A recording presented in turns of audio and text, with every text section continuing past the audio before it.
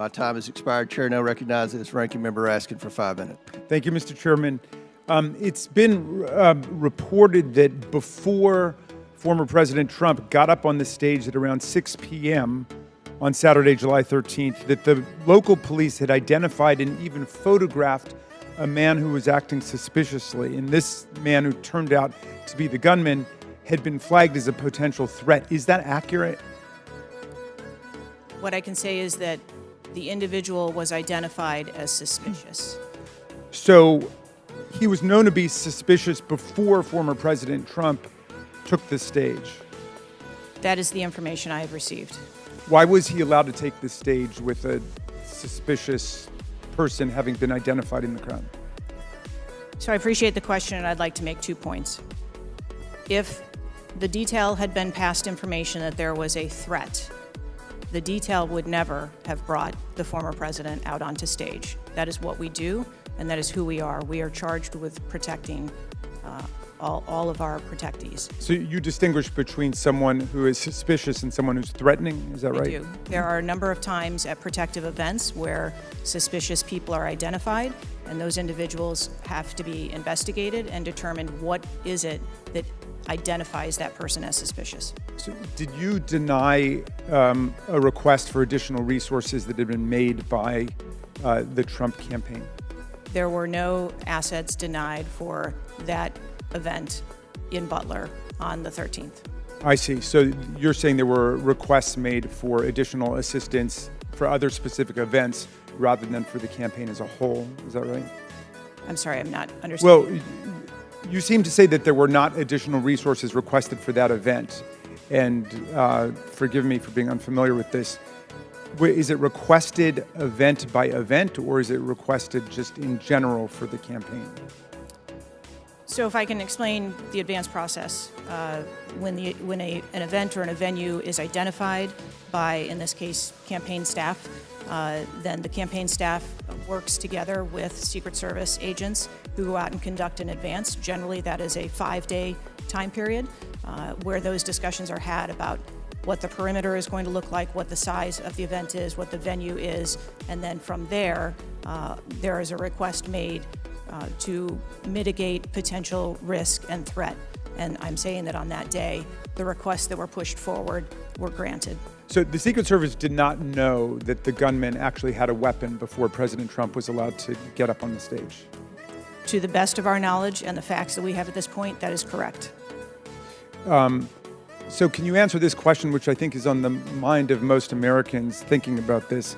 How can a 20-year-old with his father's AR-15 assault weapon climb onto a roof with a direct 150-yard line of sight to the speaker's podium without the Secret Service or local police stopping him? So again, sir, I will say we are 9 days out from this event, and I would like to know those answers as well, which is why we are going through these investigations to be able to determine that fully. Okay. It's been reported that the shooter was not carrying a driver's license or any form of identification. They had no idea who he was, but then he was quickly identified, I think within 30 minutes, by using the serial number on the AR-15 under a tracing system that is now controversial. Some people say we should get rid of it. Some people want to keep it. But is that right, that the serial number was the key information which led to the identification of the shooter? That is my understanding, sir, yes. Okay. If an American citizen were just to stop you and say, Director Cheatle, we support your work to the tune of billions of dollars and thousands of employees, what went wrong? What would you say? Again, knowing that we're 9 days out, I would say, as I have said from the very outset, I accept responsibility for this tragedy. We are going to look into how this happened, and we are going to take corrective action to ensure that it never happens again. Well, I appreciate that, and I hope you will act with vigor and focus and intensity, and it seems you understand the gravity and solemnity of this to the American people. millions and millions of Americans don't feel safe with all the AR-15s out there. We thought at least the president of the United States or a former president of the United States would be safe, but now that's not even clear. Mr. Chairman, I yield back to you. Gentleman yields back. Chair now recognizes Chairman of the House Judiciary Committee, Mr. Jordan from Ohio. Thank you, Mr. Chairman. Director, were you guessing or lying? The day after President Trump is shot, Secret Service spokesman Anthony Guglielmi said, quote, "The assertion that a member of the former president's security team requested additional security resources that the U.S. Secret Service or the Department of Homeland Security rebuffed is absolutely false." The next day, Secretary Mayorkas said, "That is an unequivocally false assertion. We had not received any request for additional security measures that were rebuffed." But 5 days later, the Washington Post said this: "Top officials repeatedly rejected requests from Donald Trump's security detail for more personnel." The next day, the New York Times said this: "Mr. Guglielmi acknowledged that the Secret Service had turned down some requests for additional federal security assets for Mr. Trump's detail." So which is it? Because both statements can't be true. Were you guessing or lying when you said you didn't turn down requests from President Trump's detail? Neither, sir, and I appreciate the question. Well, what were you doing? Because those statements don't jive. So what I can tell you is that for the event in Butler, there were no requests that were denied. As far as requests... Well, maybe they got tired of asking. Maybe you turned them down so darn much, they said, not worth asking. How many times did you turn them down ahead of that? I think that it is important to distinguish between what some people may view as a denial of an asset or a request. Well, is Mr. Guglielmi your spokesperson? He said he acknowledged the Secret Service had turned down some requests. I'm asking how many?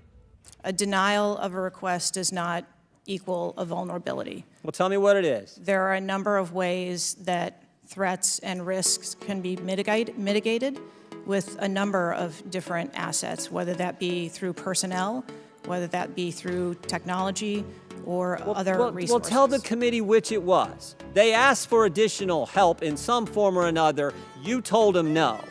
How many times did you tell them no, and what did you tell them no to? Again, I cannot speak to specific incidents, but I can tell you in general terms, the Secret Service is judicious with their resources based on... What does some requests mean? How many times? Some indicate requests is plural. So more than once they asked for additional help and you turned them down. What did they ask for and how many times did you turn them down? Pretty basic questions. So again, without having all of the details in front of me, sir, what I can tell you is that there are times... You didn't get briefed on how many times you turned down the Trump detail when they asked for additional help? I'm sorry. You didn't get briefed on that before you came to this hearing, knowing you were going to get asked that question? What I can tell you is that in generic terms, when details make a request, there are times that there are alternate ways to cover off on that threat or that risk. But that's not what he said. He said they were denied certain requests, some requests. This is your spokesperson, not me talking. This is the Secret Service talking. And what a change from absolutely false, unequivocally false to, oh, by the way, there were some times where we didn't give them what they wanted. That's a huge change in 5 days. And the fact that you can't answer how many times you did that, that's pretty darn frustrating, not just for me, but for the country. I hear your frustration. Let me ask you this. Were any of those requests denied to President Trump's detail after you knew about the Iranian threat? What I can tell you, again, I don't know the specifics, is that there are times when we can fill a request. It doesn't necessarily have to be with a Secret Service asset or resource. We can fill that request with locally available assets. You spoke to anyone at the White House since July 13th? Yes, I have. Who'd you talk to? I have briefed the President and the Vice President. Talked to the First Lady? No, I have not. Talked to the White House staff? Anyone in the White House communications? No, I have not. Have you talked to the counter sniper who took the shot that took out the bad guy? Yes, I have. And can you tell us about that conversation? I would not want to reveal conversations that I've had with my employees. But that's exactly the kind of information the American people want to know. American people who pay your salary. I understand. This is an ongoing investigation. And Who's all doing the investigating at Secret Service? I know the Inspector General, but is there also an internal investigation in addition to the Inspector General? We are conducting a mission assurance investigation internally, yes. You know what it looks like, Director? It looks like you won't answer some pretty basic questions. It looks like you got a 9% raise and you cut corners when it came to protecting one of the most important individuals, most well-known individuals on the planet. A former president, likely the guy's going to be the next president. It looks like you guys were cutting corners. That's what it looks like to me. Is that true? I am here today because I want to answer questions, but I also want to be cautious. You might want to, but you haven't answered. I don't think you've answered one question from the chairman, the ranking member, or me. We got a lot of other people asking. We'll see if your record improves, but right now you haven't answered, I don't think, any question.